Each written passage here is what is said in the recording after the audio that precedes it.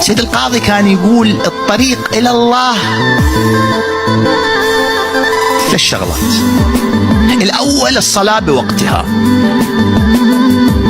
الأول الصلاة بوقتها. شلون؟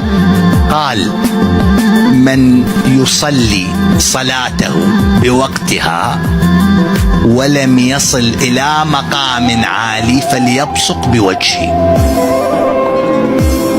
أحد طلابه يقول لا، قال فليلعني، يعني اكو تردد، لكن المشهور من تلامذة المرحوم القاضي يقول فليبصق بوجهه.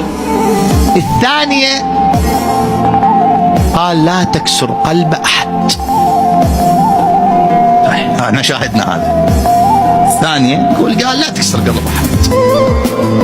أنت اجتهد أن تكون نسمة هواء، اجتهد أن تكون مرهما للجراح، لا تصير فوق ضيم الناس ضيم عليهم. لا تكسر قلب أحد، سواء جاية بالحب بالقسر بالقوة، قدر إمكانك. إذا العلقة بين هذا وهذا تسبب مستقبلا إلى أن أكسر قلبه، ما أتقرب في سبيل شنو؟ ما أكسر قلبه. قدر الإمكان لا تكسر قلب أحد. هاي 2. والقضية الثالثة قال الحسين ما يصل الإنسان إلى الله مهما بلغ شأنه ومهما ارتفعت درجته ولا علاقة له مع الحسين.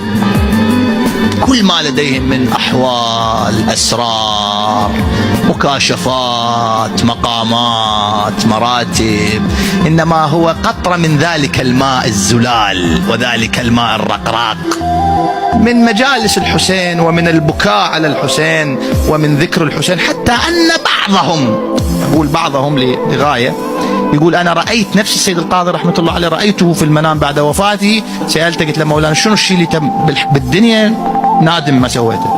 قال لي أنا نادم ما كنت أقرأ زيارة عاشوراء 2 مرات باليوم، كنت أقرأها 1 مرة واحدة. قلت له مولانا ليش؟ قال لا ينفع هنا إلا الحسين. مسألة وين؟ مسألة عند الحسين سلام الله عليه. طريق إلى الله في مدرسة أهل البيت يم الحسين.